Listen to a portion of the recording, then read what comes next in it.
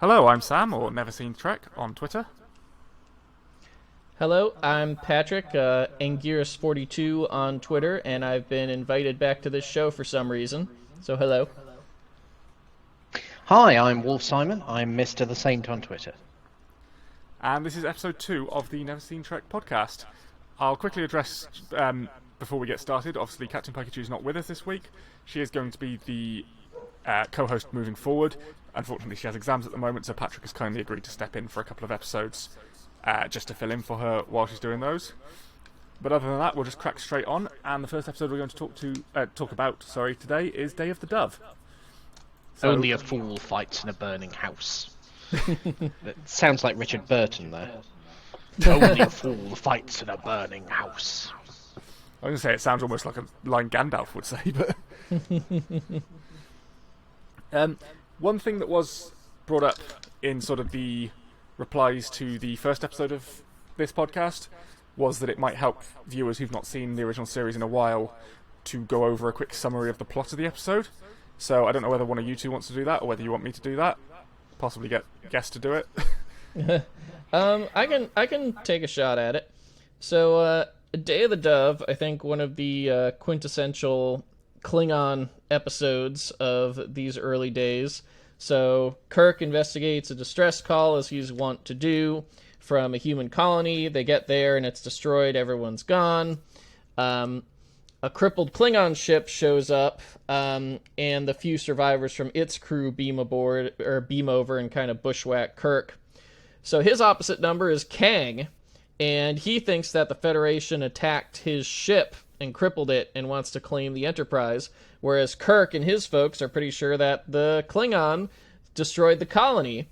And we see in the background this sort of swirly disco ball of lights looking very excited whenever the two sides have a conflict. And it sort of devolves. They beam the Klingons over, but then all of a sudden mysterious things happen. Most of the crew is locked below decks. All of their phasers are transformed into swords, which probably should arouse even more comment than it does. And the Klingons are freed, and everybody's sword fighting each other. And lethal wounds are healed, and it just seems like this conflict is set to carry on into infinity. Until, as usual, Kirk and Spock think things over and figure out that they're all being made a fool of by this glowing entity. And the episode's finally resolved when they convince first the Klingon commander Kang's wife, Mara, and then with her help, Kang himself, that they're all being exploited.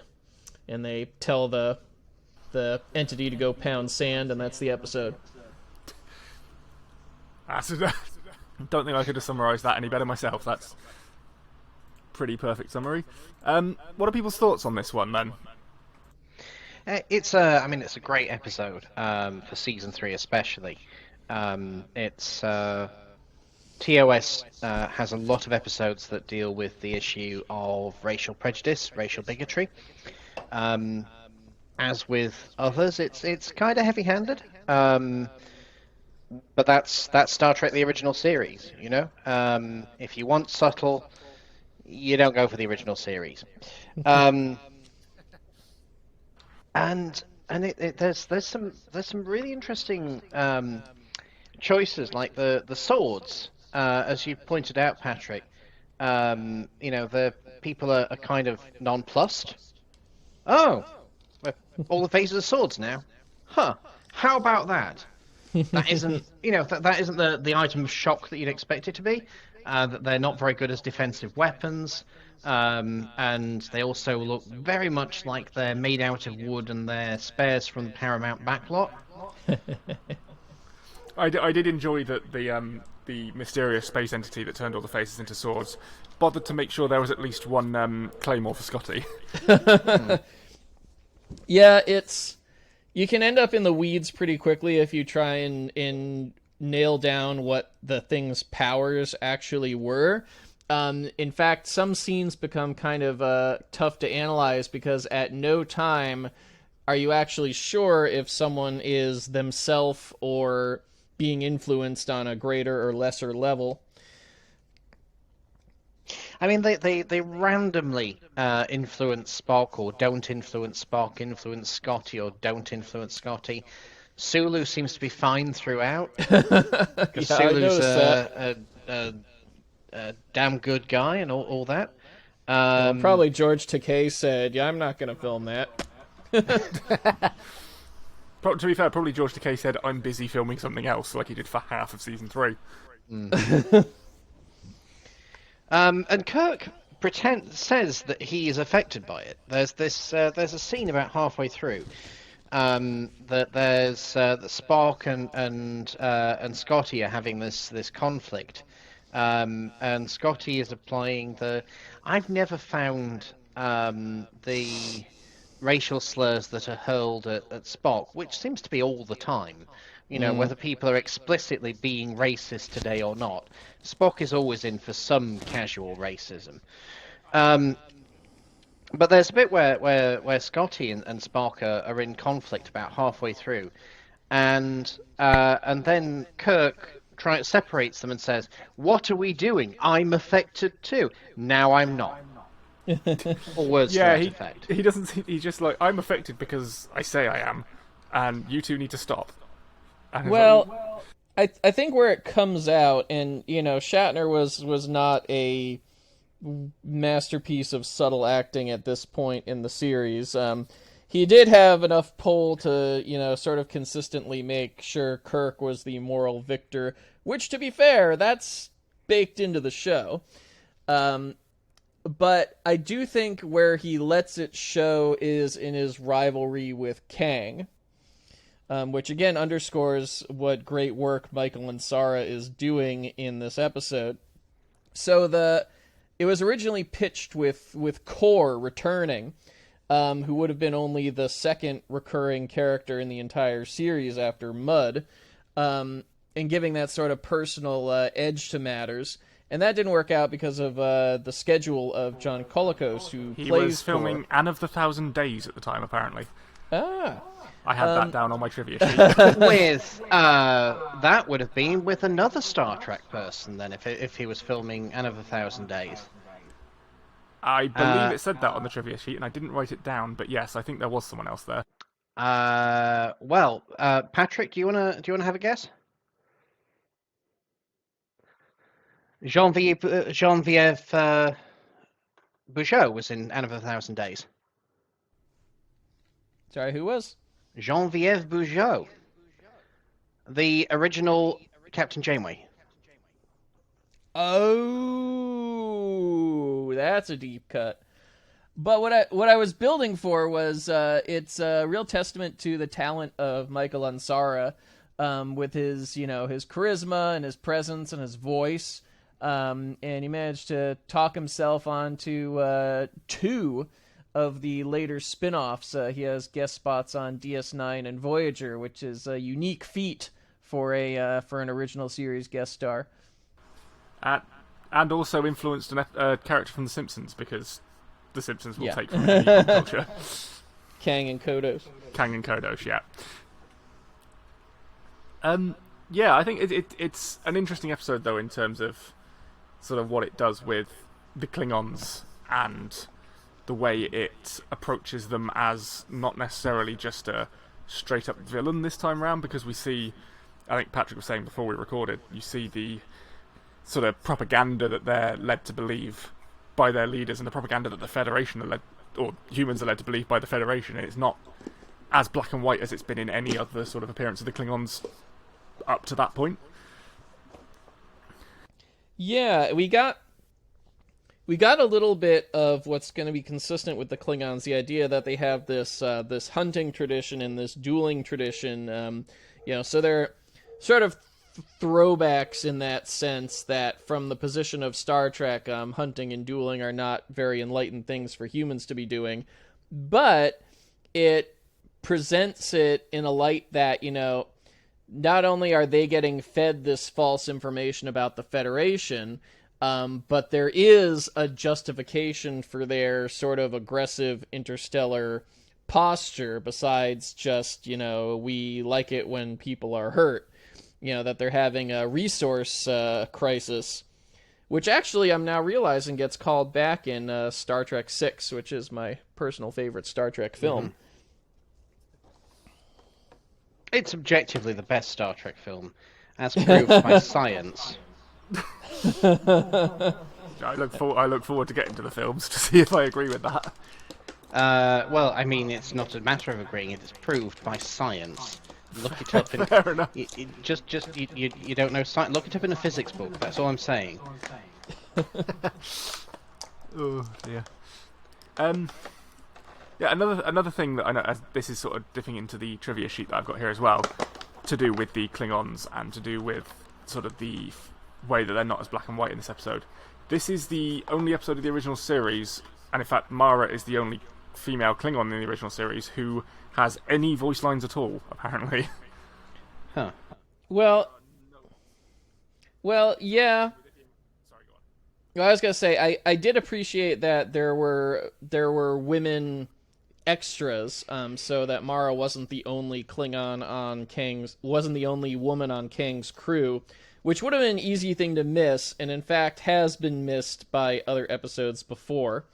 So there is that, and there just haven't been that many Klingon characters yet, and I do think it's, over the many, many years, it's a society where writers have kind of gone back and forth on gender roles and their importance.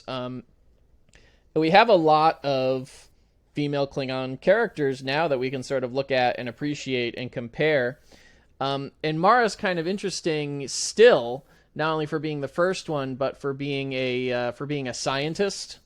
Rather than a warrior or a politician, which is the lens through which we have to look at most of those other characters.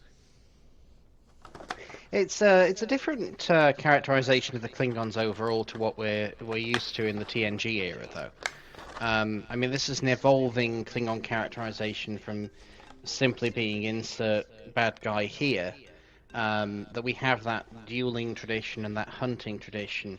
Maybe the 19th century Prussian aristocrats or something along those lines. Whereas in the TNG era, we see that Machiavellian, Shakespearean feel to Klingon politics, and there's a more romanticism to being a warrior species as such.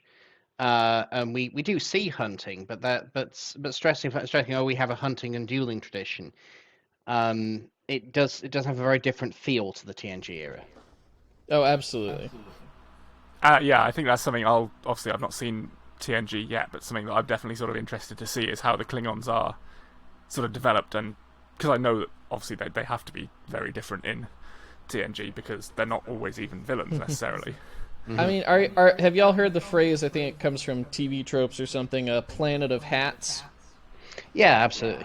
Well, so the idea is that every, alien, to kind of simplify the writing, every alien race kind of has like their one big trait. Right, yeah. Well, so the Klingons are always wearing a hat, but what that hat is changes from era to era and showrunner to showrunner.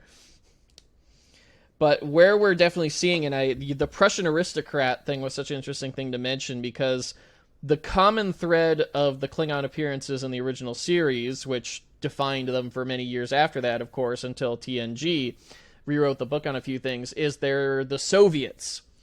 And they're the old world. Their technology maybe isn't quite as good, but they're comparable. And they're tough and they're a real threat, but they're human like us. You really see it. Whereas the Romulans, I think, were presented in a little bit more of an abstract and alien way because they were connected primarily to one of the established alien races. Whereas the Klingons could be anything, and so I say it became, but really it was intended that, they're going to be the Soviet Union to the Federation's United States. Yeah, Sorry. but to the you first, Sam. Oh no, I was just going to say that obviously having only experienced the original series so far, I have it has very much been the vibe that I got from the Federation, that it is... obviously, it's United Earth, but it feels like Earth under American rule, almost. It's very Americanized in the way that its systems work and everything like that. Yep, and that's just plain provinciality. And unfortunately, there's not really a concerted effort to change that until all the way to the modern era, I would say. And there's no... I don't know this because and I've never read this in any of the background materials. But there's nothing in the original series canon that refutes the idea that the United Earth is Earth under American hegemony, and that may well have been the intention. I mean, I've actually forgotten the episode name, but the terrible one. Alternative factor? No, the other terrible.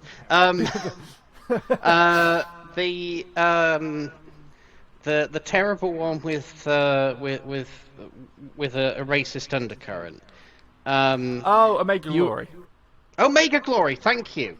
Oh yes. my god, yeah, I would have been here all day. No, that one stuck in my brain because of how bad it was. Yeah, the Omega Glory, I mean, more or less suggests, in fact, that the Federation is United Earth is under American hegemony, and there is a very strong sense also in the original series that the Federation is, as I'm afraid I'm going to spoil one line from Star Trek VI for you, Sam, a human-only, a Homo sapiens-only club. Right. Okay. So the Federation has this has the sense of being a human enterprise and perhaps also an American enterprise. I will emphasize too, because I'm in America over here, and y'all are in the UK, which is a little bit the same but also different. You know, whereas we're still kind of patting ourselves on the back over the business with King George. But I can't emphasize enough how much the idea that America eventually rules the world and then the galaxy was not considered controversial or problematic, even by liberals, probably until at least well into the 90s. That doesn't surprise me, to be honest. Yeah, well, like, you would have told Gene all this, and he'd be like, yeah, what's your point? And, like, the man was basically a communist, but he was still a communist of the United States should run everything and the Soviets should go to hell persuasion. I mean, let's just kind of agree here that Gene Roddenberry's opinions were one of a kind. Yes, we spent a lot of time on the last podcast on that, and yes, we can move on.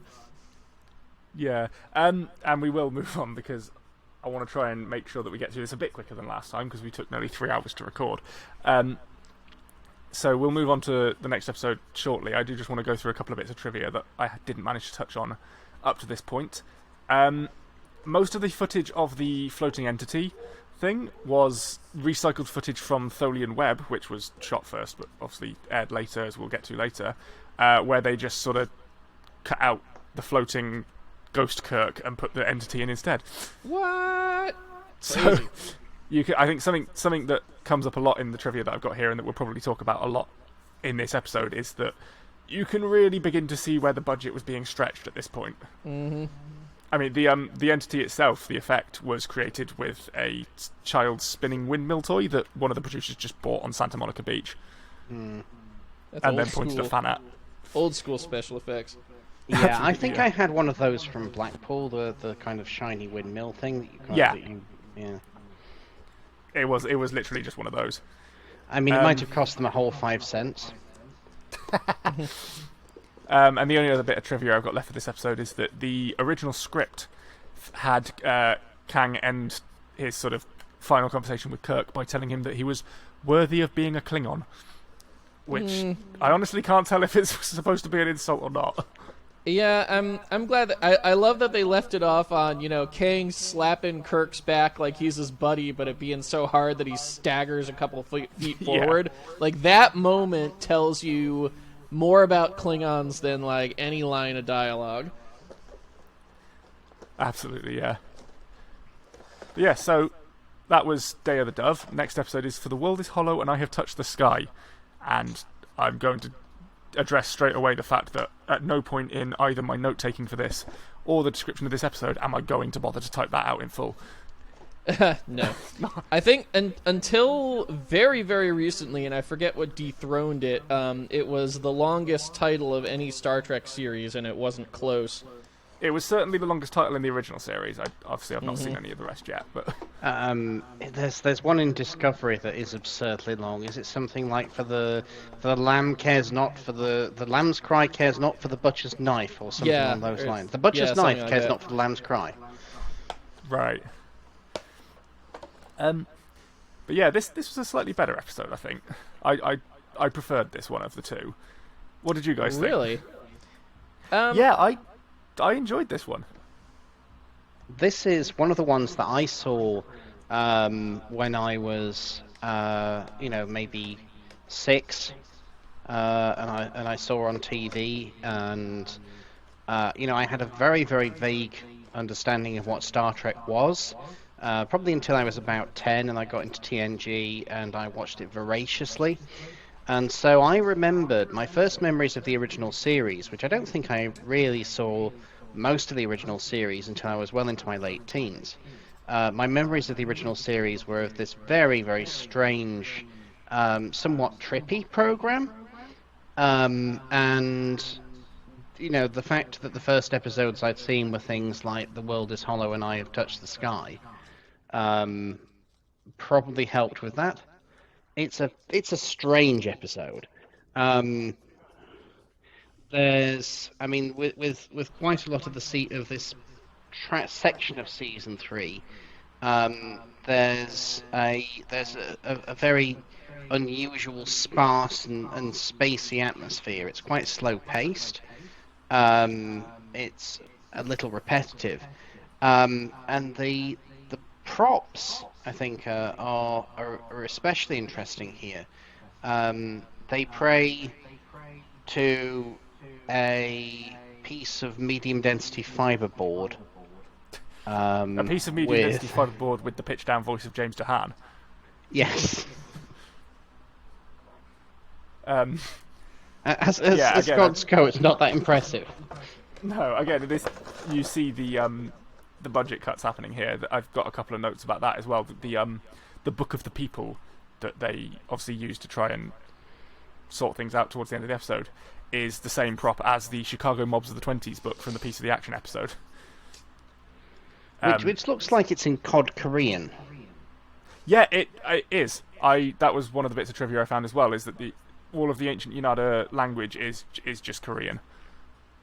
Right. So I can't imagine how that plays over when they air that episode in Korea. Probably they just think it's a good gag. In Return of the Jedi, the puppet who flies the Millennium Falcon with Lando Calrissian, they got an art student to just give the dialogue in his own language, which is a fairly obscure Central African dialect. But everything he said is in perfect context with the story. And so Return of the Jedi wound up doing huge business there, and Nine Nub was like a minor celebrity there for a while. That's pretty interesting. So sci-fi has always sort of gone to that well. With that in mind, then, canonically, Spock speaks perfect Korean, or at least reads perfect Hangul, because he picks up the book, comments on there being an index, looks up the index, and reads out loud from the book. At no point does he take out his tricorder, he just reads it straight out. Yeah, I thought it was impressive how he has a working knowledge of the vocabulary of languages of dead star systems. Like, when is he doing this? I am a graduate of Starfleet Academy, I know many things. I understood that reference. Yeah. No, it is. Oh, I do think it's unfortunate that lazy Spock writing means he basically is just filling in for the ship's computer. Like, Yeah, tell me I'm that wrong. does happen a bit. And You're the not wrong. solution, I actually, I don't have notes for the world is hollow and I have touched the sky, but the instructions, if I remember rightly, are just stupid. Like, just press these two buttons here and turn the knob a little to the left. It's something like surely. that, Right. I mean, it's surely they could have got that from the tricorder or something. You'd Yeah, think so. I just, I'm gonna buck the opinions here, maybe even popular opinion. I don't like this episode much at all. I mean, maybe it's from binging them, but it just felt to me like it's kind of like 1/3 Spock's brain without the sexism and 2/3 Paradise Syndrome without the racism, and like that's good, but I also saw a bunch of these beats. It's a long overdue and rare showcase for McCoy, but it's not a good plot that they gave him. Like, oh, I'm dying. Oh no, I'm not dying. Is just I think for I think that is part of the reason why I enjoyed this episode so much. Though, is I think that DeForest Kelly's delivery as a very lonely dying man who's sort of having to come to terms with the fact that he's not going to exist for much longer. He nails the role. I mean, and McCoy is great, and I do feel like there was subtext from one of the writers and in the writer's Bible that is never really called out. More on that probably in a future episode, but where he had left behind an estranged ex-wife and daughter on Earth. And I thought that bitterness, that subtext really kind of came through. But it wasn't enough for me, and you even mentioned this, but a recurring problem this season is there's just not enough story to fill the time. And these are long episodes. These are a full 50 minutes because they didn't show as many commercials back then. And that's not bad, but when you have a weak story, that's when you start to run into these pacing problems. This would be a really good animated series episode. I mean, That's a good point. It's not a lot. The animated series just kind of embraces the weirdness of season 3 and turns it full tilt. Okay, I've just spun a fan theory. The animated series is series 3, part 2. Again, that's not a series that I've watched yet, so I'll have to sort of come back to that when I've seen it and see whether I agree with you. I've only seen a few of them myself, so I'm looking forward to it.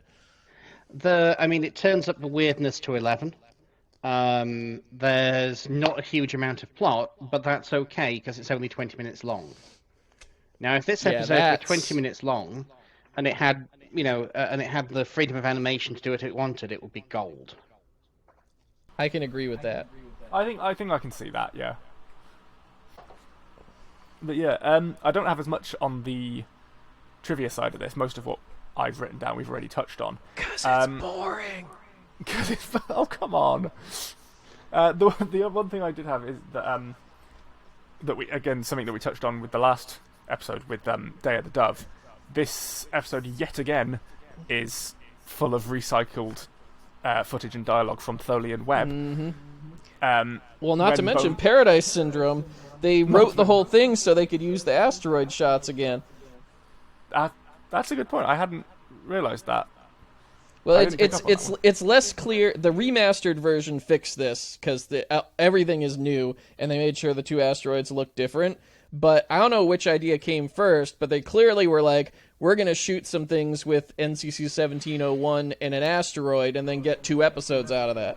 Right, that'll be why I didn't pick up on it then, because for these last few episodes I have been watching the remastered versions, just because I've not been feeling well and it's easier to put Netflix on than a DVD. But yeah, the one bit that I picked up on myself and that I had confirmed when I looked at the trivia sheet was that when Bones is being punished for trying to contact the Enterprise, Kirk repeatedly says, "Bones, what is it?" which is just whole cloth copied dialogue from the Tholian web.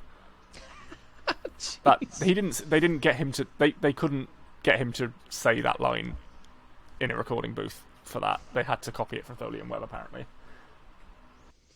Well, so this is more of an intentional joke, but there's a beat in Independence Day where Jeff Goldblum's character says, "Must go faster, must go faster."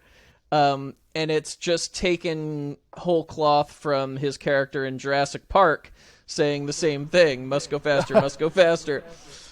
Okay, that's quite fun. But that's definitely more of an intentional gag, just because it fits, than cost saving, I reckon. But yeah, did either of you have any other points to make on that episode? Because I feel like we've not got as much to talk about on this one. There's, well, like Patrick, I have to say, because it's boring. There's like the whole idea of Bones' background and wife and daughter and so on. We never actually get in original series canon. I don't think we ever get in the movie canon either. There's a strong allusion to it in the 2009 movie, but that's as close as we get. But what's unique is that it was well known in fanon for quite a long time. Like, if you go and read the novels, there's references to Joanna, his daughter, who was very, very nearly made an appearance in The Way to Eden, which we can talk about when we get there. My very favourite episode. And she did show up in some of the comics as well, I think. I think I've seen some screenshots of them. Yeah, but so DC Fontana came up with it, and, that carries some weight because she created Spock's backstory, which was used in the animated series, in which for 20 or 30 years was essentially the only canonical part of the animated series. That's how strong it was. Mm-hmm. But yeah, so that was For the World is Hollow and I Have Touched the Sky. I'm getting very tired of saying that all out loud. Tholian web. This is an interesting one.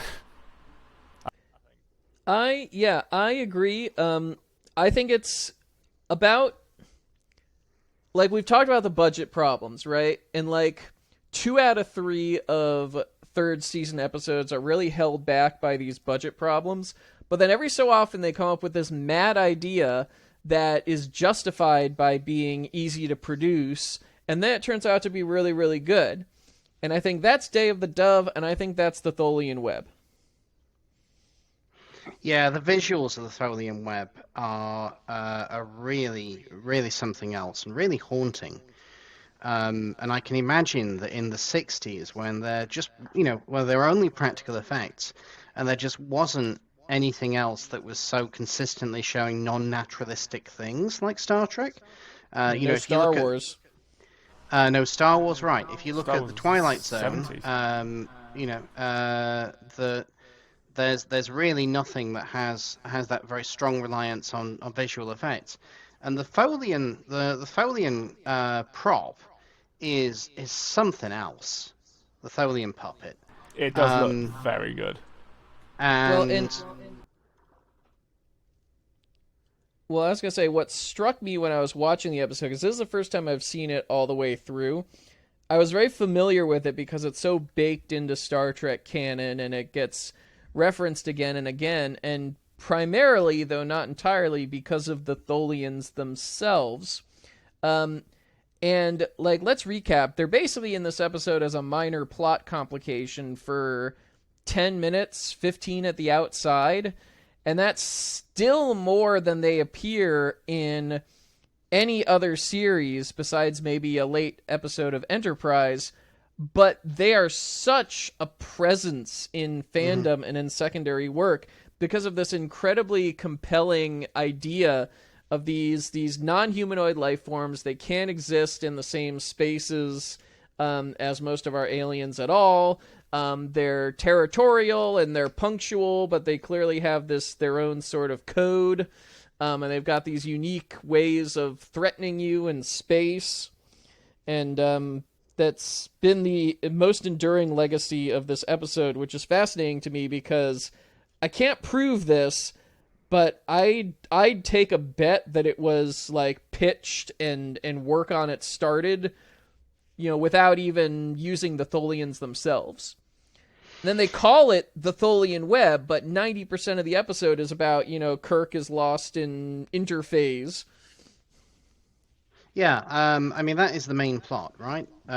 Kirk is lost in interphase. There's the conflict between Spock and McCoy, and that, no doubt, was the original pitch. But the Tholians, they appear time and again. There's mention of Tholian Silk, the Tholian Ambassador, over and over again. So they're one of those species, and there are actually a few of these, where they may not have much of a canonical appearance, but they just get referred to over and over again. I'd put the Gorn in a similar category. Right. The Gorn are in one episode, and then they just show up again and again. Do we ever actually see the Zenkethi in canon? I don't think we do.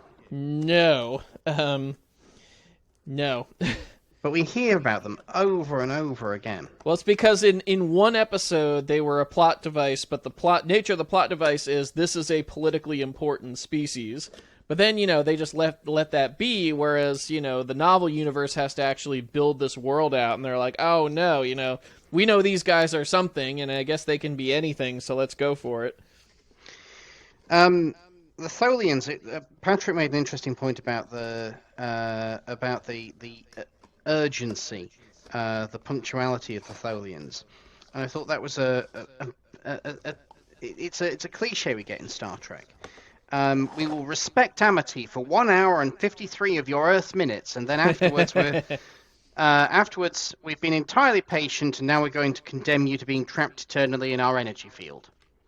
Although something that did confuse me about that, and I don't know if I've potentially missed a line that sort of explained this away, but that energy field takes a long time to build, and it does kind of seem like it requires whoever its victim is to just stay still and not fly off. Well, that's where the seams show on the episode itself, it being sort of a plot device. I know one of the novel authors justified it by doing a 24th century version of them where they've improved their tractor field and they get it up in like a hot minute. Right. But yes, I think that's also one of the reasons why, aside from them not being humanoid, the Tholians don't get used that much in canon, aside from these cute little references, because it's like, okay, they made a web once, now what do we do?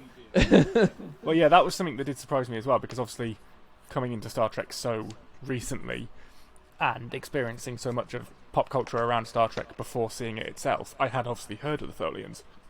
What surprised me when doing the research for the trivia for this episode, as a physical, and like obviously you've said they're mentioned a lot, but as a physical entity, they don't appear again until I think the last series of Enterprise. Yeah, that's objectively wild that you have already that you had heard of the Tholians before you'd seen any Star Trek, because they're so insignificant. Yeah, but somehow so prevalent. Yeah, but they're they persist. I mean, the original series was on for was the only TV Star Trek that there was for 20 years. And the amount of time the fan community had to elaborate on the original series is such a very small part of actual canon. I mean, there's compared to the rest of canon, there's well over 1,000 episodes of Star Trek at this point, of which less than 10% of the original series. Probably a lot more. It has that primacy bias for sure. And it's to compare it with another franchise of mine, the Transformers. There's always going to be new Transformers stuff because it's for kids, but the well that they always go back to is that original series of cartoons and comics. The elaboration of Star Trek canon, if you read a lot of the early tie-in and non-canon stuff from the 70s, it's very, very different to the Star Trek universe that we've come to know. And it kind of reminds me of something I read once about what if Star Wars had just finished with the first film. because it's kind of it's filmed with a sense of you kind of come in media res to the middle of a 1930s serial, and you leave at the end, and that the idea the in the middle of a vast universe and just having a very tiny peek into it element the original Star Wars film had, I think, is where Star Trek fandom was after the original series. Oh, So absolutely. I can imagine wanting to fill out this world that, where the Tholians are not even the most striking part of it. Yeah, I can definitely see that. I mean, nobody mentions the Tholians, and their difference and their strangeness in the episode itself. These guys, their thing is they're going to spin up this massive energy field and trap you for eternity in it. Oh, you just made me realize why there's a Tholian silk gag in Deep Space Nine, because they spun their web. All right, continue. Yeah, their thing is spiders. Yeah, the Tholians are just giant spiders, basically. It's a strange that they never, there's lots of things in Star Trek are like adjective from an alien race plus thing. Beehives and Albanian. A lot of them sound like Earth words. Albanian beehive sounds an awful lot like just Albanian beehive, but presumably Venezuelan beaver cheese. Right. Tholian silk. So why did they never go for Kaitian or Katian or whatever they're called? Hairballs or something. Oh dear. But yeah, so I've just realised we've not been doing the sort of episode summary. Oh, we didn't recap it. No, I mean it's pretty simple. You mentioned already, Kirk is lost into space. The Tholians are pissed off that the Enterprise is there, and it's a race against time. That's pretty much the entire plot. But then the interesting part is, I think it could only have come later in the series because it's so intensely conscious of the Kirk, Spock, McCoy dynamic. Yeah. And they've been separated before, but this time they really made an event out of it.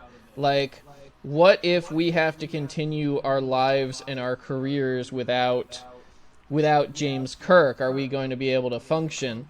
And really finding the drama in that. And I think that, aside from having a weird incidental alien, is what the takeaway is from this episode. Definitely, yeah. I mean, you've got the sort of... It almost appears as a B-plot, but it's really integral to the main story of Kirk's final orders, and Bones and Spock arguing with each other and sort of very much getting in each other's faces and almost irate at each other. Oh, they're vicious, and they don't even have the excuse of a magic rage monster this time. Exactly, no.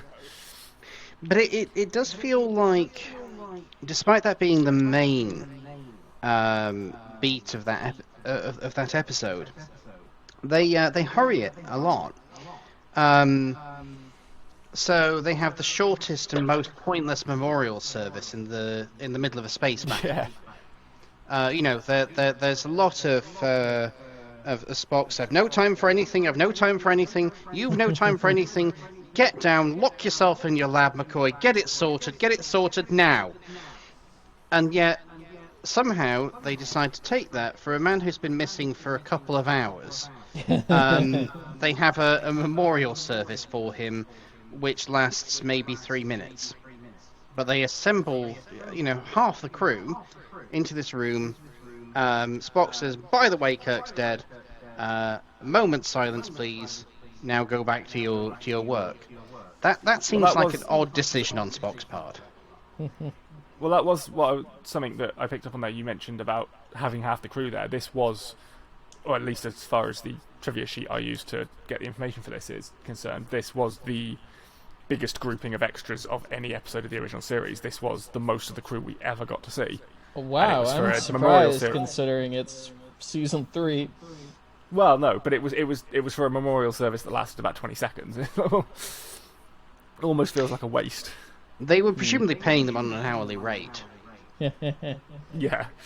Something that I picked up on again with this one, as obviously a lot of this is my experience seeing it for the first time, and I'm potentially picking up on stuff that people have questioned or taken the mick out of for 50 years now. But Nonsense. there is a scene towards the beginning when they discover the Defiant, and they're sort of trying to work out what's going on, and Sulu asks, is there any... I think it was Sulu, it might have been Chekhov. Is there any record of Starship mutinies on the record? And Spock's response is immediately, no. And he committed mutiny himself 2 years ago. Well, why do you think he answered so quickly? Okay, that is true. I think... There's chaos on the Enterprise every few episodes.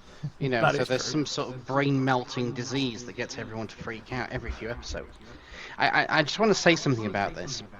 That one of the first scenes is Chekhov randomly freaking out, and that's the sign of the disease that McCoy has to cure.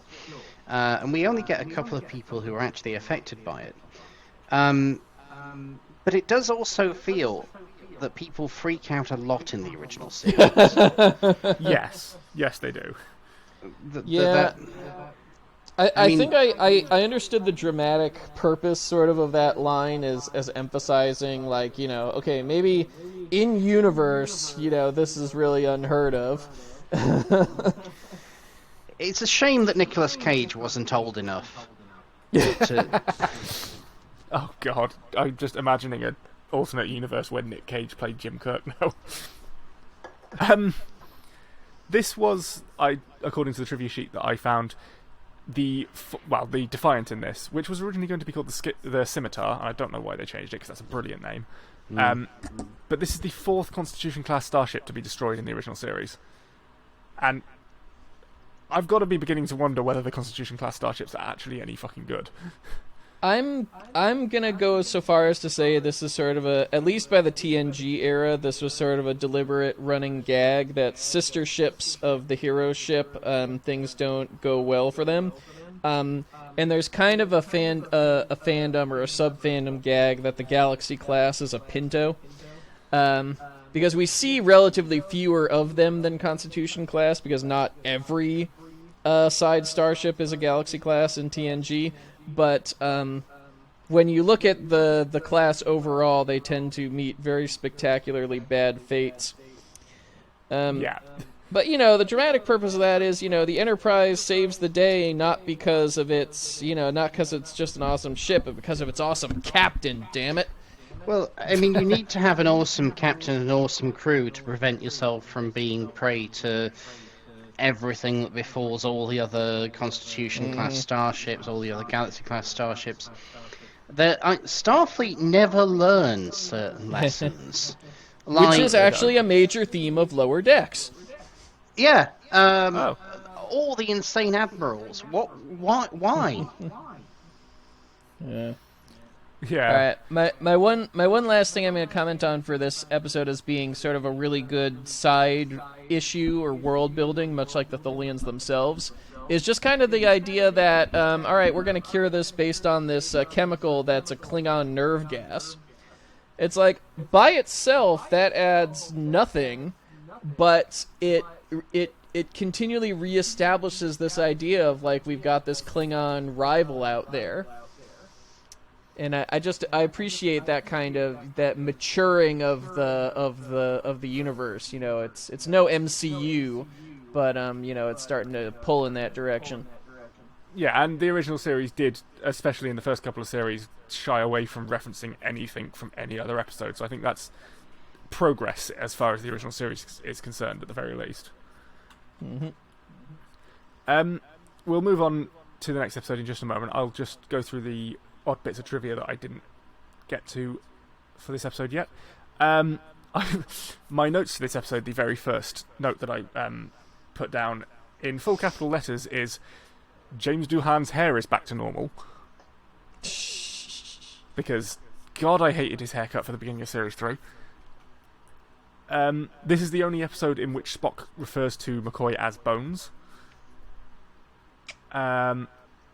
And this and Wink of an Eye were the most expensive episodes of Series 3, apparently. Ooh. which I'll touch on more when we get to Wink of an Eye, because that confuses me slightly. I imagine for this one, the budget went to the web. But yeah, so we'll move on. Plato's Stepchildren. Oh, boy. This was certainly an episode. Yeah, I had a feeling I was in for a rough time. So this is another episode that I'm watching for the first time thanks to this podcast, which again I can't thank you enough for. It's good to have a sort of a reason to do this archaeology. But was notorious certainly in my dealings with the fandom in its own way. And I really resolved to come at it with an open mind, but we start the episode with them beaming down to planet ancient Greece for the second time, at least. And then there's confronted by a giant shadow, which is created by a little person who for some reason was hanging out around the corner, who then proceeds to explain the premise of the episode and drop the title all in the first 2 minutes. And I'm like, this is going to be a rough ride. Yeah, you can't stay mad at Alexander, though. He's brilliant. Yeah. Well, no. I'm mad at the writers, don't get me wrong. I would actually like to praise Plato's Stepchildren for a moment. Okay. It isn't as bad as it could have been. So Michael Dunn as Alexander is brilliant. Yeah. Just phenomenal all the way through. And there are decisions that could have been taken. The writing the character of Alexander that they didn't do. Alexander was for any kind of guest star in the original series was very, very well fleshed out and a very, very deep and likable guest character. And there was some brilliant moments in it. There was the whole Alexander's whole arc is great. There is a moment where Kirk, I can't remember the exact conversation, but there is a conversation that Alexander asks Kirk and Spock and McCoy occasionally about the world outside, and there is one moment where he asks, "Are there people without this power, and who are my size outside?" And there's genuinely a wonderful delivery from Shatner. Of a line along the lines of, well, outside where we come from, people don't worry about size or color or anything else like that, and nobody has this power. And which, especially for the 60s, was a pretty progressive message to be saying. Oh, we don't care if you're different. Yeah, absolutely. But we've had two Greeks so far, and we've also had a Romans. And to be honest, not knowing ancient Greek and Roman costumes as well as I'd like, these look awfully Roman costumes, and they look awfully Roman costumes that were presumably just hanging about from another show. It's the Paramount backlot, isn't it? Yeah. But yeah, I mean, sorry, go on, Patrick. I was gonna say we've talked about how the alternate Earths and the the reuse of props is baked into the show for budget reasons. It's the only way they can put it on. I also want to say again, in the interest of praise, that this actually has some of my all-time favorite character beats from the main cast. Like, they're fleeting, they're very fleeting, but they're there. Spock crushing the prop while talking about how he has to express his emotions in his own way and the humans need to express it their own way. I think I read about that scene as a child and got chills. Like, that's almost like a Spock defining scene for me.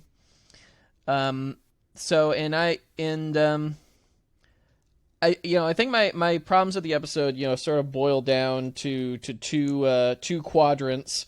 One is kind of similar to what you were saying about the Squire of Gothos, is that you understood why the villains were the way they were, but you still just hated them so much. Yeah, I did say that. And that's very much where I landed with most of the Platonians. Mm-hmm. And my other problem, again, comes from the writing. Like, okay, there's a recognizable high concept here, almost out of Stargate, like aliens try to recreate Plato's Republic, but then it doesn't really have anything to do with Plato's Republic, and it's just this weird sadomasochistic showcase. And then they resolve the plot halfway through Act 2 with a ridiculous device, and then wait around for the rest of the show for it to kick in. Mm-hmm. And they allow. There is something about the Platonians are probably the most loathsome villains in the entirety of the Star Trek universe. There are plenty more violent. There are plenty more aggressive villains. The Cardassians spend decades oppressing an entire planet, for instance. But there's something that's viscerally wrong with how the Platonians are. Yeah, you don't really see anywhere else. Yeah, it's not about scale. It's about how transparent they are with their sadism, and how they'll lie to Kirk's face and Kirk see through it, and they just don't care. And then at the end of the show, when the tables finally turn, they just are dissembling. And, Kirk sees right through them, because they're always just going to say whatever gets them the most advantage in that situation. And that's why they do the only thing they can do. They leave, and they take Alexander, the one decent one, with them, and they, put up a little warning buoy somewhere saying, don't even get close to this planet, they suck. I did find that, though, and in general, Kirk's treatment of Alexander as a whole, as much as Alexander has a brilliant arc and Kirk has some brilliant lines with him, it does feel a lot of the time like Kirk is looking at Alexander, seeing short person and thinking child. There's a lot of quite infantilizing lines, I think, that sort of... It just comes across as like they were very much trying to be, we don't care if you're short, and it became kind of infantilizing, I think, at times. I am not going to hold that against this episode, believe it or not, because I think for the time, they handled that as well as it could have been handled. Between the writing and the acting and everything, I think that was as good as it was going to get in 1968. And that is very true, yeah.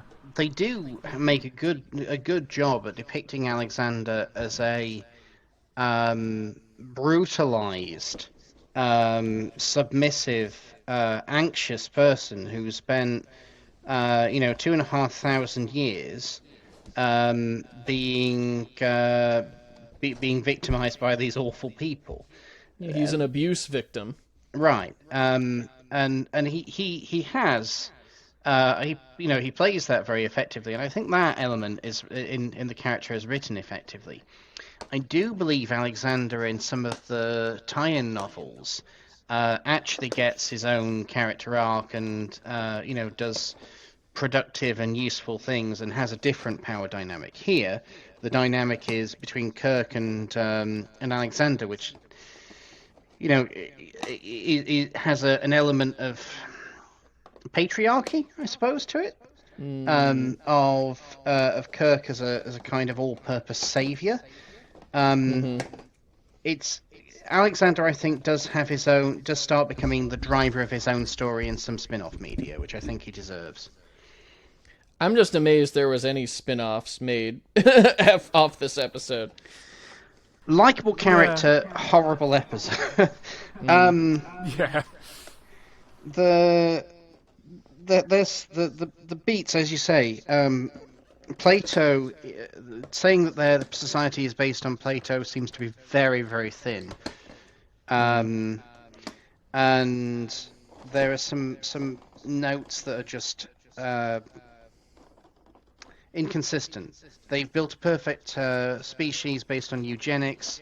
but that perfect species includes having absolutely no resistance to disease, and if they're ill, it causes planetary scale poltergeist activity.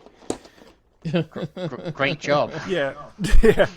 I think again, obviously, I'm not as well versed on sort of Greek and Roman mythology and history, and I'm not super well versed on the concept of Platonian ethics, but the impression I got was that they took this basis of the sort of Platonian teachings, and then because Platonian teachings, at least as far as this episode's writers were concerned, are so shit, they just went off the rails and corrupted very quickly. That was the sort of impression I got from it.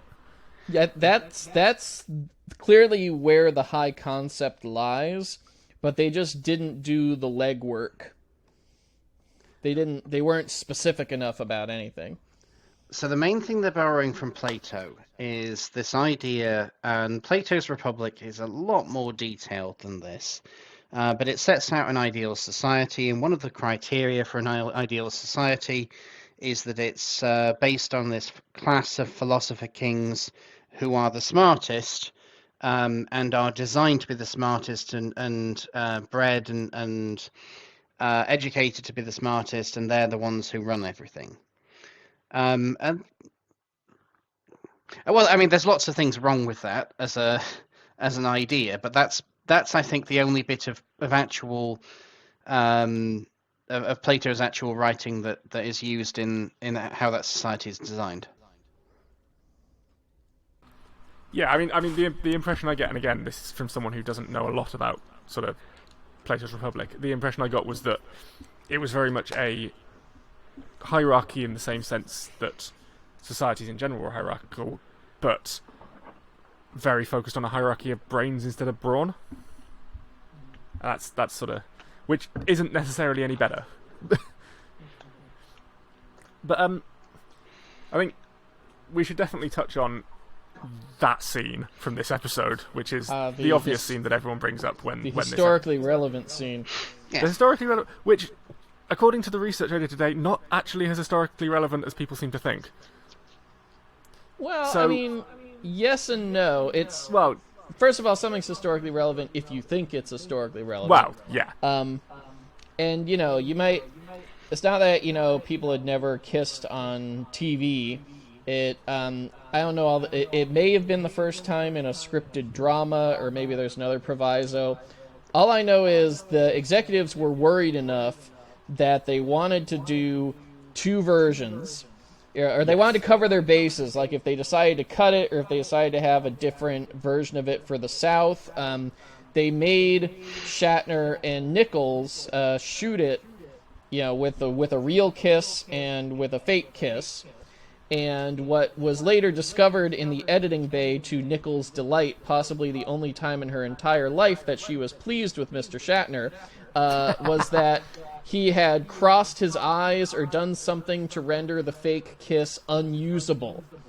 He purposely tanked all of the scenes where they didn't kiss, which one of the few times where Shatner used his power for good, I think.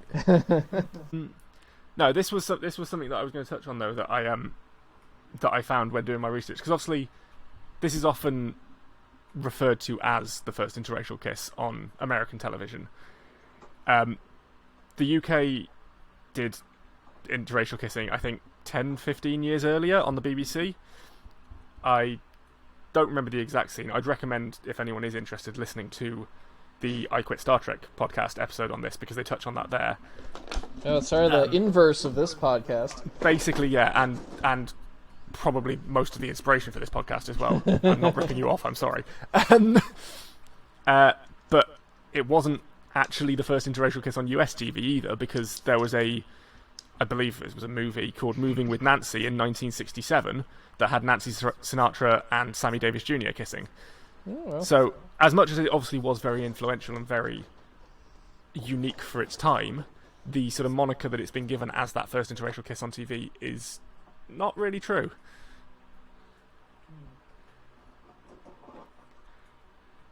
Although the other interesting bit that I found about that, just going through my sort of trivia now a bit, despite what I said about the BBC and UK television being more okay with sort of interracial contact in the 60s and having aired an interracial kiss in the 50s, in fact, this episode wasn't shown in the UK until 1993.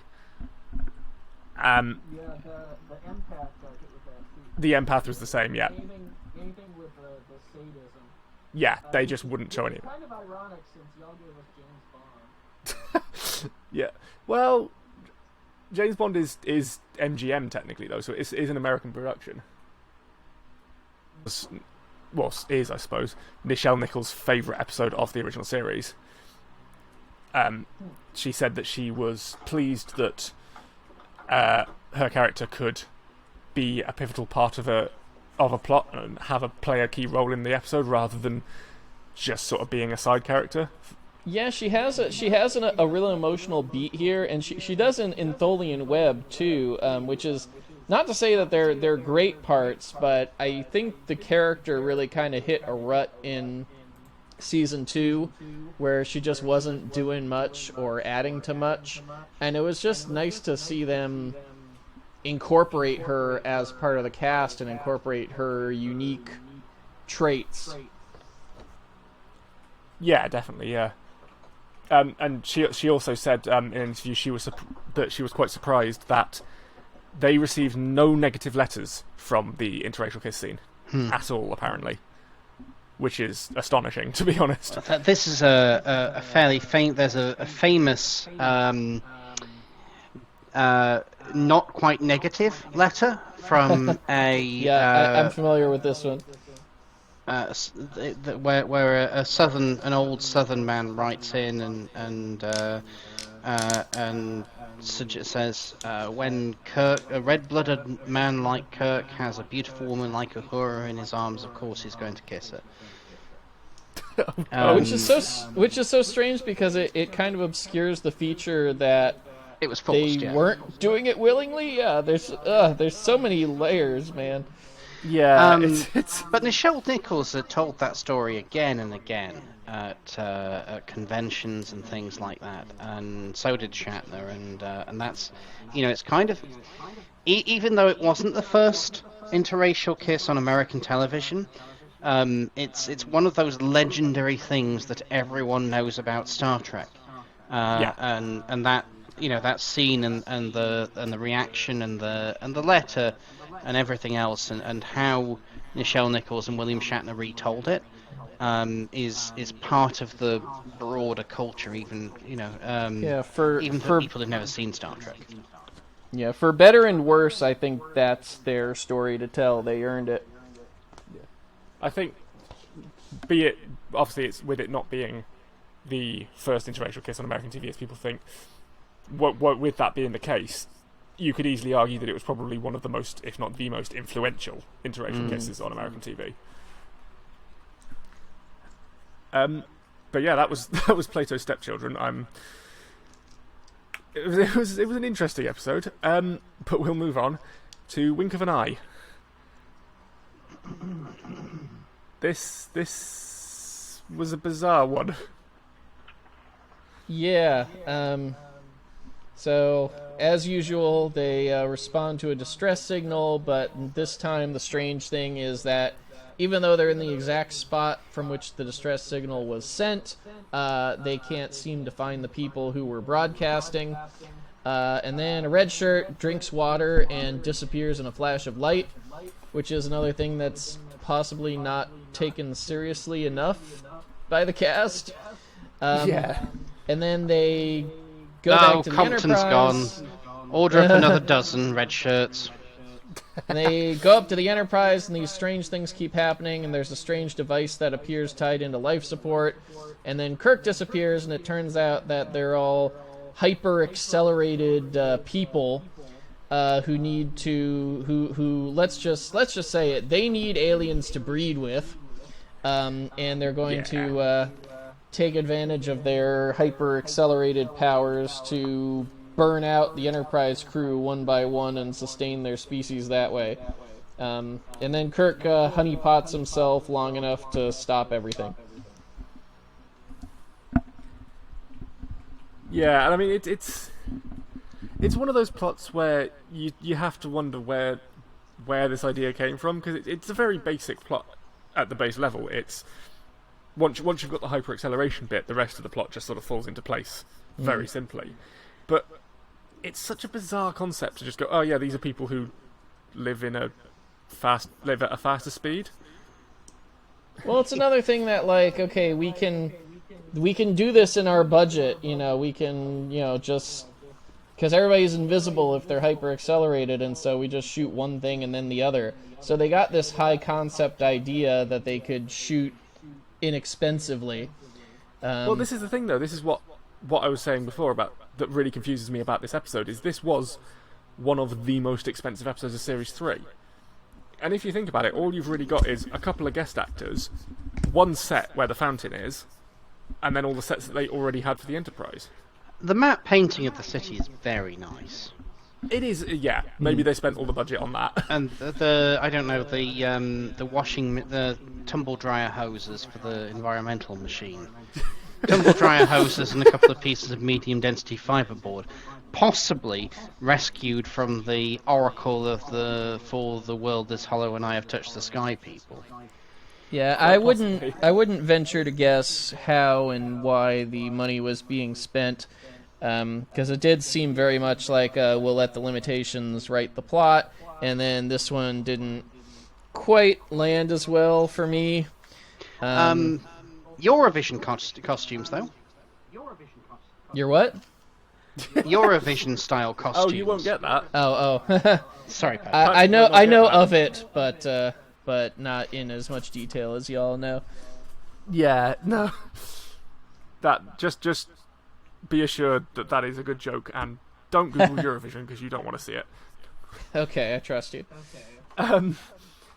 But yeah, I don't have many notes for this episode, I'll be honest. It feels like one of the episodes that blends more into the background. There's not a lot of trivia about it. There's not a lot really to talk about. It feels to me like this. So here's a concept, right? Galaxy Quest plots. Hypothetically, what are the episodes of Galaxy Quest? Well, we know there's one with a rock monster, and making a slingshot to find its weak point or things like that. We know there's one that involves trying to shut down something in engineering urgently and get past the mashy spike plates.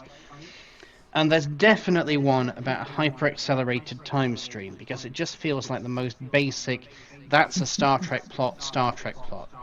Yeah. Stuck in the holodeck. There's one of the crew has been duplicated or turned into a good person and a bad person, and a hyper-accelerated time stream. And it feels to me like it's been done dozens of times in Star Trek, even though I know that it's only ever been done one other time. It feels like it's been done dozens of times because it's so. It's it one just of those feels basic. so. Yeah, it feels like one of the building blocks of Star Trek as a concept. And I do think that the visuals kind of fail the episode, because when I first read somewhere as a kid that Kirk takes on hyper accelerated Skolosian aliens, I can't even tell you. I had a cool image in my mind. They were like lizard people, and they darted around. And so I think the idea to just make them, kind of obnoxious people who doomed their own society as usual, really holds this episode back, because you don't even have a cool hook like with the Tholians. And there's not really any conflict among the crew to speak of, which of course is what really makes the Tholian web shine. It just kind of happens. I was going to say we also get the spectacle of DeForest Kelly and Majel Barrett and so on gamely attempting to pretend to be frozen in time. And you can see. Yeah, they're not very good at standing still, are they? You can see that they're all just moving very slightly slowly or attempting to stand still and failing. Particularly, I think Scotty, where he's entering the transporter room, he wobbles a lot. Well, and better men than I have actually worked out the time scheme of this episode and how it makes no sense, because 3 or 4 major events occur in the real world while Scotty is in slow motion. Oh yeah. But yeah. I feel like we should cover the costumes, which I've alluded to previously, the Eurovision outfits. The costume design of the original series has fascinated me because there is that hallucinogenic property that to a lot of the set design and the costume design of TNG that it's not of TOS, that it's not meant to be realistic. There's a lot of wild color. There's lots of purples and greens and so on. A lot of the rooms on the Enterprise are quite dark, but with aspect lighting of purple and blue and green. So everything looks like it's lit by a galaxy lamp. And the costumes, you see a lot of strange fabrics and voile and reflective fabrics. The costumes in this episode, I don't know what they were going with.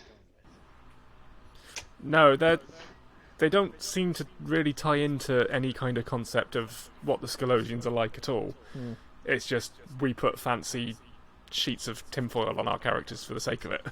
I did find myself having to explain when my wife walked in on me watching this episode, which I say it this way deliberately. I did find myself having to explain the Theiss titillation theory to her, which if you aren't familiar, William Ware Theiss, who was the costume designer for the original series and for the first season only of Next Generation, who I do believe was gay. I heard that.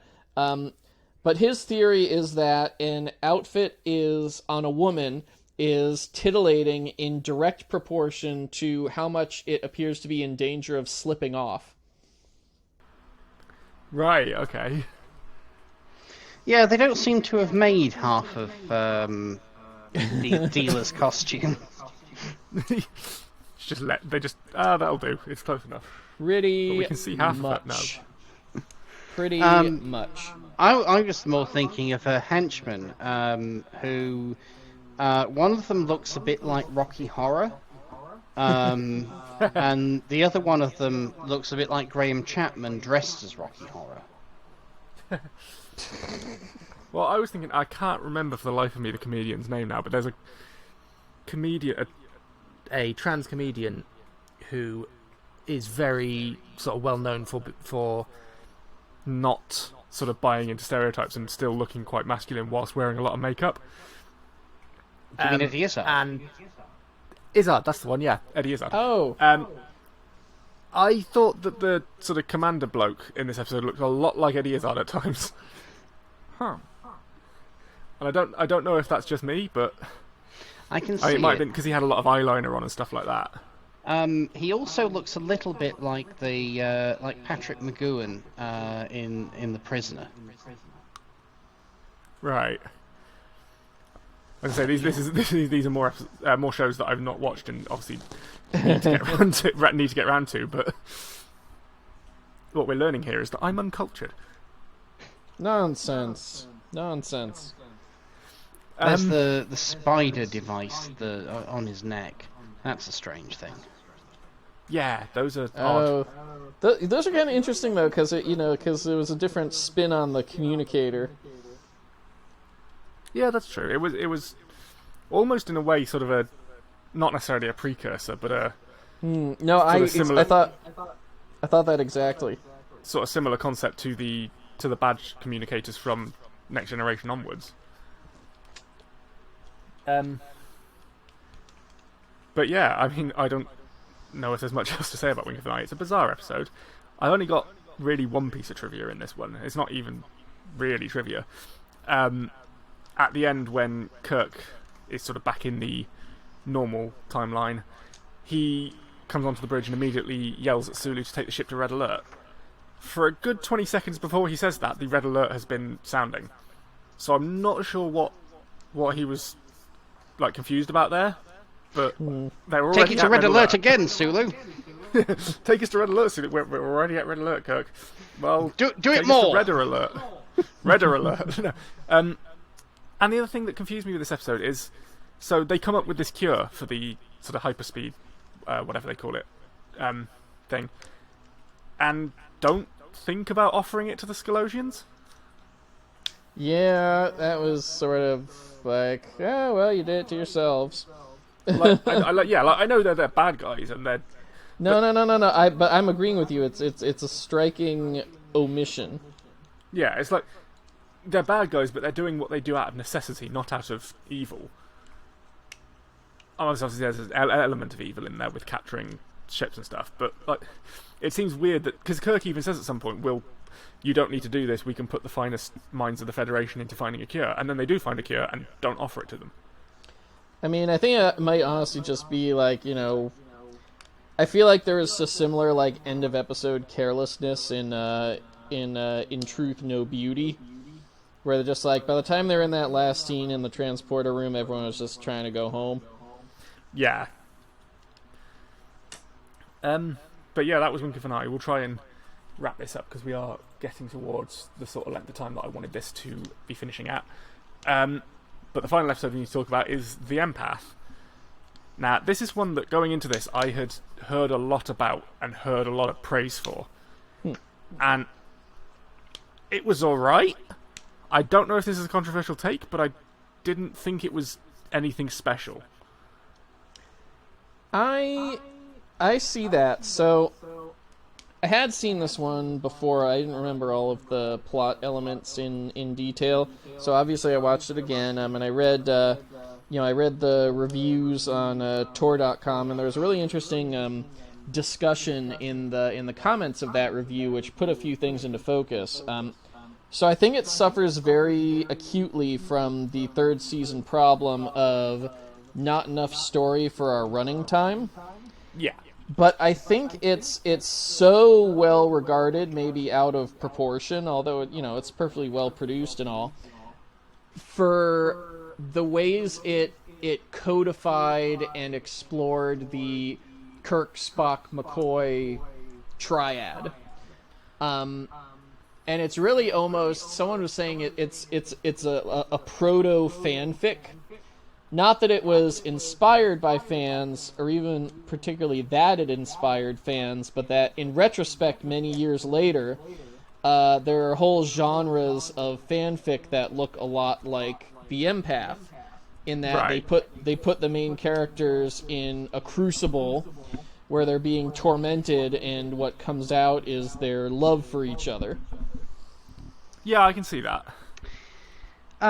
If I remember rightly, this was a spec script, and the author was a fan, and perhaps a less experienced writer of a fan.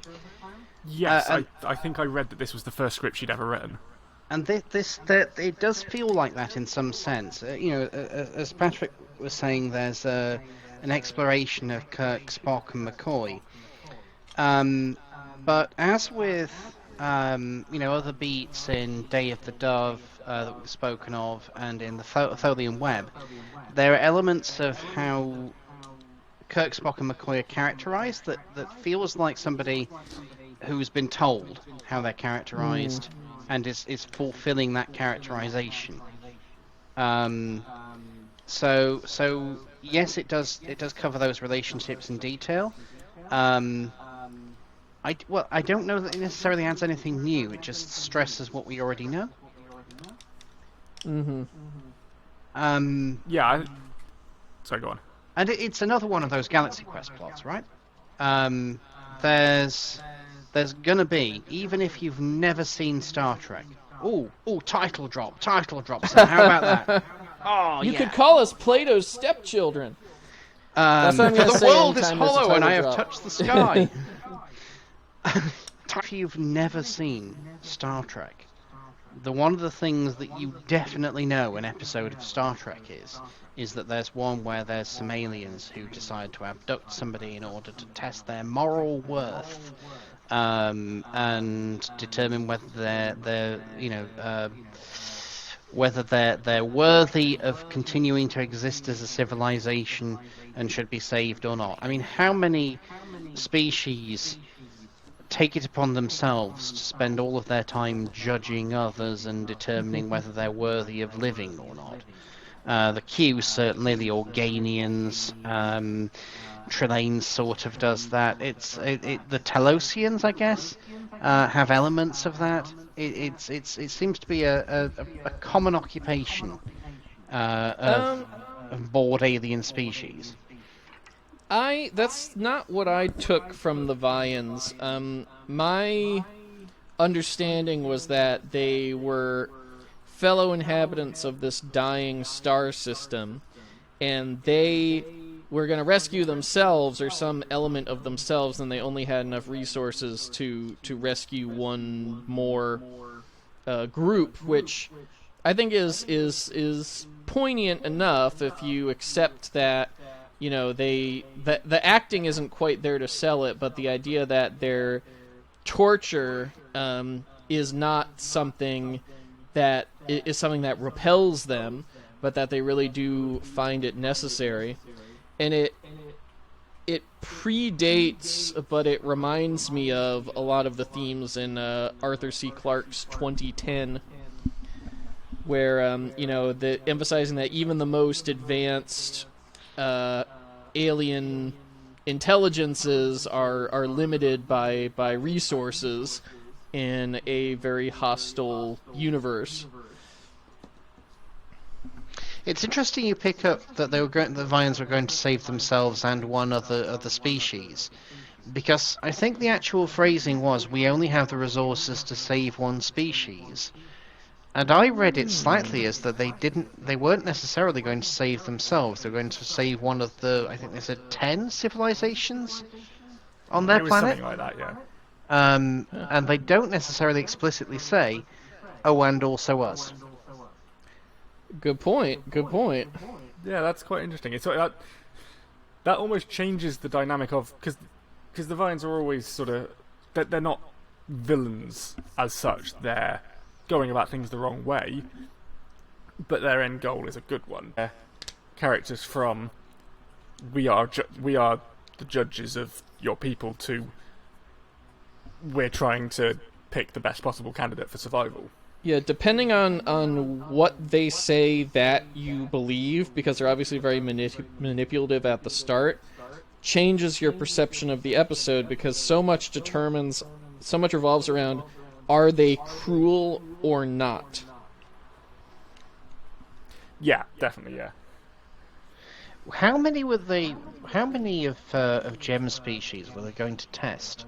I mean, they had cubes with people in strange positions in them.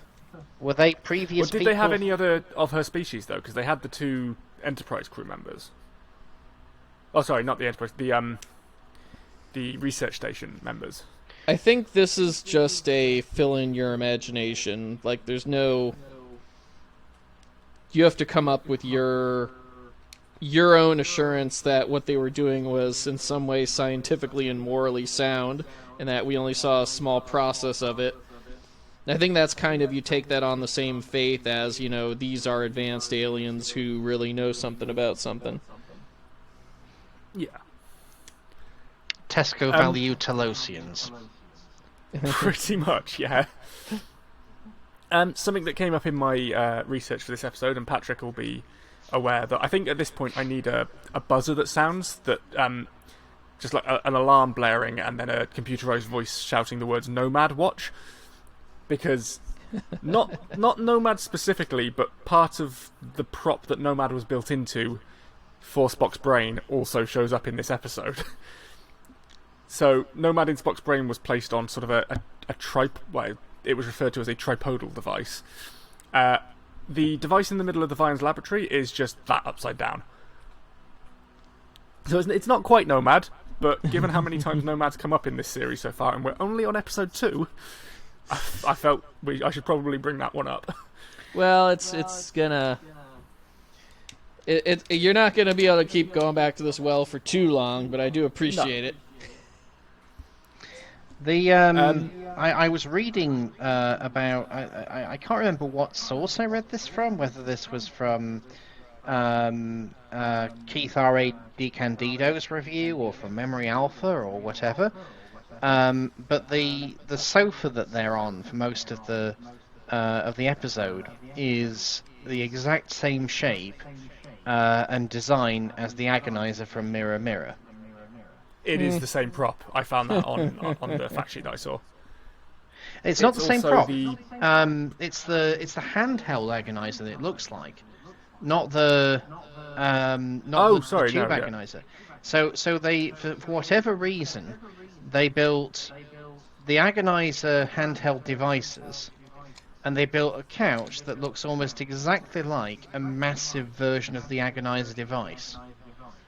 Yeah, what I was thinking, I did get that mixed up. You're right. It's the same prop that they also use in Spock's brain, apparently. So that's what I was getting confused with there. Look, the Vians work in mysterious ways. True.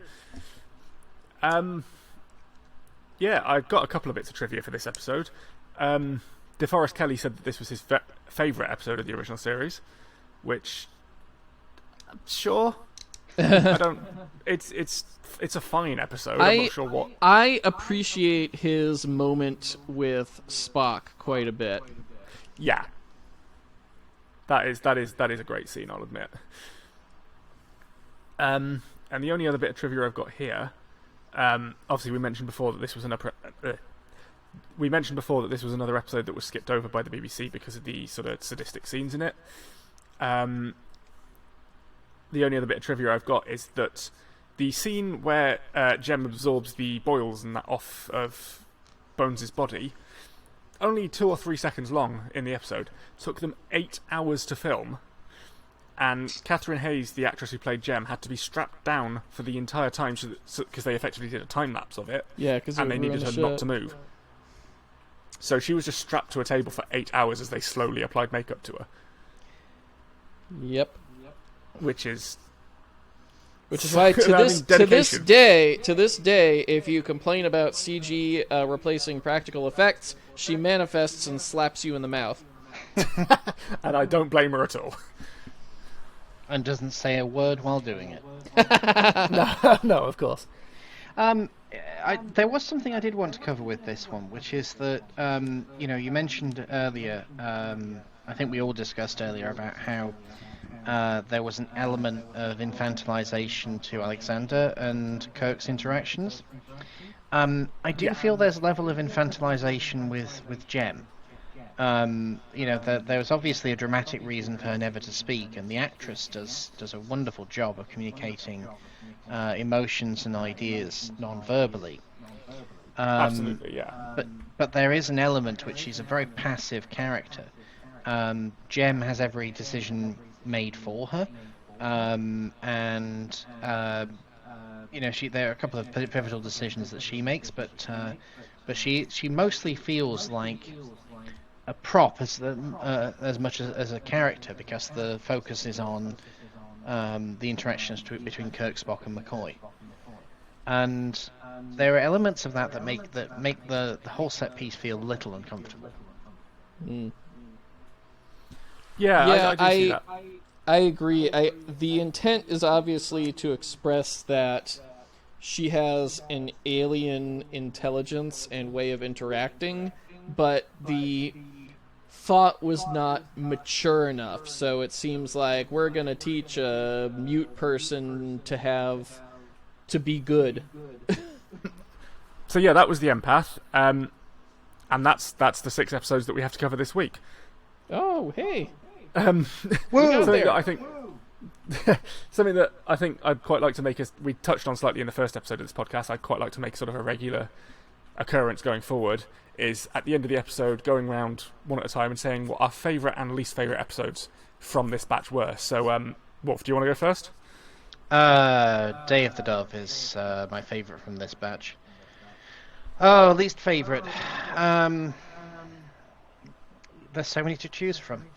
I think For the World is Hollow and I Have Touched the Sky is the most dull of of all of them. And Plato's stepchildren is the most upsetting. I can definitely see that. Yeah. Patrick, what about you? Day of the Dove favorite, and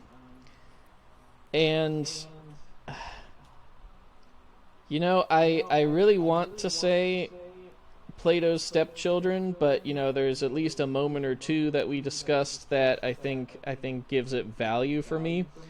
So I'm gonna go with Wink of an Eye, which somehow every word of its like one sentence synopsis suggests something cooler than what we actually got. Yeah, I definitely agree with that. I think, just to make this interesting, I think I've got to go for something other than Day of the Dove now. Honestly, I think it's very close. It's very closely tied between Day of the Dove and Tholian Web as well. It is one that definitely. I think I tend to, because I don't have the best memory, I tend to sort of think of how good an episode is by how much of it I remember. That is completely fair. Don't let anyone tell you different. No, and Tholian Web is a very memorable episode to me, even if not just for the, I would argue, at least up to this point, best special effects of the original series up to this point, being the web itself. In terms of least favourite, I think I'd probably have to agree with Patrick and go with Wink of an Eye. I quite liked World is Hollow. I can understand the criticisms of it, and I get that people see it as boring, but I find it's quite comfortable, I think. And I do love DeForest Kelly's performance in it. But yeah, so that was a hopefully shorter episode than last week of the Never Seen Trek podcast. Wolf, do you want to plug your socials or any projects that you work on? Nah, I'm not really doing anything. I thought I might live tweet Crown Court at some point. Never seen Crown Court. Fair enough. Well, we'll keep an eye out for that if you do, and I'll make sure to retweet it if you do. But until then, and until the next episode, I've been Sam, or Never Seen Trek on Twitter. Patrick, Angears42 on Twitter. And I've been Wolf, or Mr. the Saint on Twitter. And that's been episode 2 of the Never Seen Trek podcast. We'll see you next week.